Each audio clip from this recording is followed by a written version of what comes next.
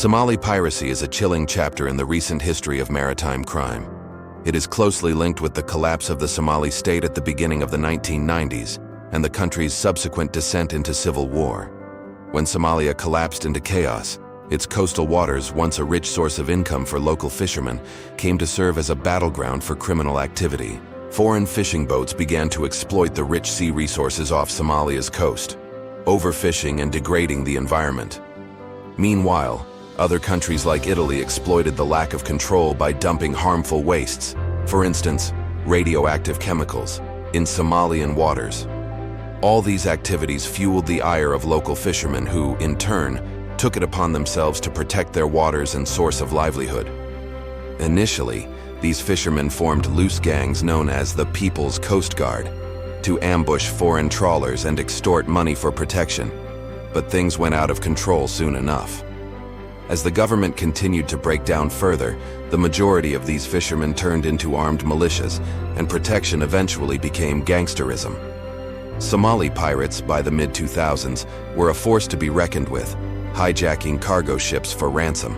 Piracy, which began as a simple act of robbery, had grown into a highly organized criminal operation, aiming at vessels sailing through the Gulf of Aden, one of the most active shipping lanes in the world.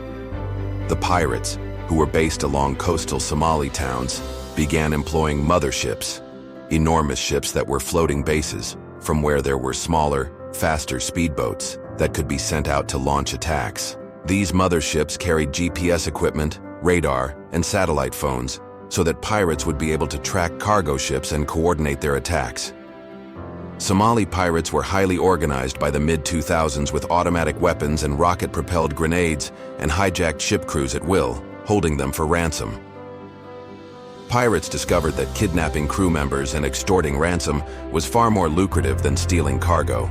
The ransom amounts ranged from hundreds of thousands to millions of dollars, with high-profile cases like the hijacking of the MV Maersk Alabama in 2009 making global headlines. Somali piracy had become a multi-million-dollar enterprise by 2007 and had reached its peak by 2009.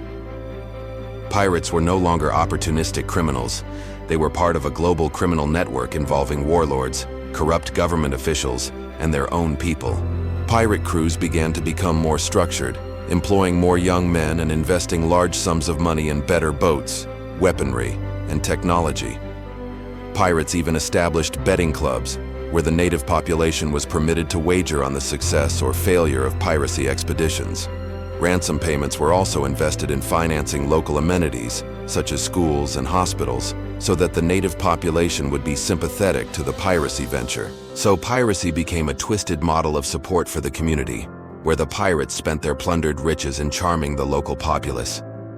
The ransom operation proved so lucrative that warlords got involved and began sponsoring pirate activities in exchange for a share of the loot. By 2008, Somali pirates had carried out almost 30% of the world's pirate attacks, and ransom payments during the year totaled around $30 million. The piracy epidemic also involved massive violence, as pirates went to great lengths to carry out their demands. Random shooting at crew members was a common practice by pirates at times, to demonstrate that they were serious, and ships that were supplying medicine and foodstuff to Somalia were not even spared hijacking. Piracy violence and unpredictability rendered the Somali coast as one of the most dangerous places for international shipping. The development of Somali piracy posed an enormous challenge to international shipping and safety.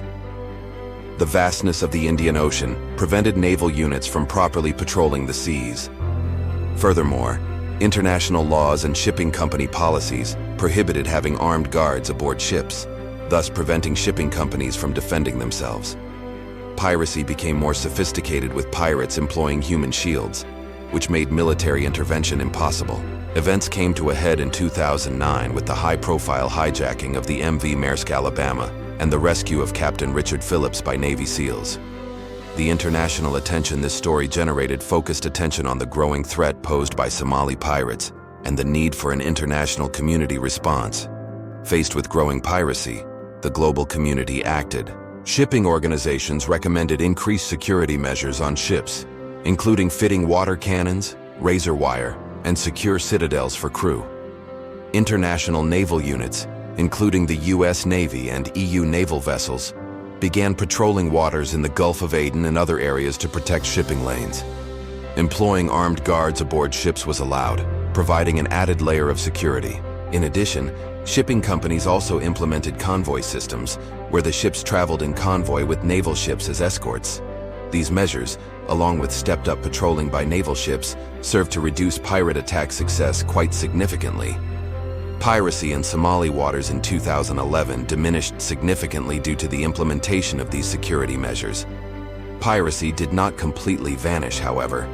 The Gulf of Guinea, off the coast of West Africa, soon became the hotbed of piracy, and oil tankers were being hijacked by pirates in retaliation for their supposed pilfering of their resources. While the Somali piracy emergency has abated, the causes of piracy, poverty, lack of governance, and economic exploitation persist. The decline of Somali piracy does not mark the end of the ocean crime, however, since other areas are left more and more vulnerable to the same perils. The rise and fall of Somali piracy is a bitter reminder of the dynamics of lawlessness and crime. What began as a survival fight against foreign exploitation quickly escalated into a highly profitable crime venture. The pirates, once poor fishermen, became clever business folk, adapting to new technology and using methods of organized crime to gain maximum dividends. Somali piracy did not remain a straightforward task of hijacking freight from vessels. It became a high-stakes ransom game, played by warlords, local communities, and international shipping firms.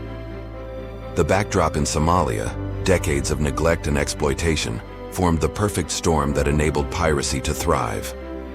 Although piracy receded, the Somali piracy crisis established a lasting precedent for world maritime security. It laid bare the vulnerabilities of the world's shipping lanes and the weaknesses of international law and law enforcement on the high seas. It showed the power of organized crime and the strength of crime to thrive with weak governance. While piracy off Somalia may have abated, its lessons need to be heeded in the future. As long as the conditions that spawned piracy, poverty, political instability, and economic exploitation exist, piracy will continue to pose a danger. The Somali piracy story is a tragic one of survival within an anarchic universe, one in which crime had space to flourish in the vacuum created by disintegrating states and global indifference.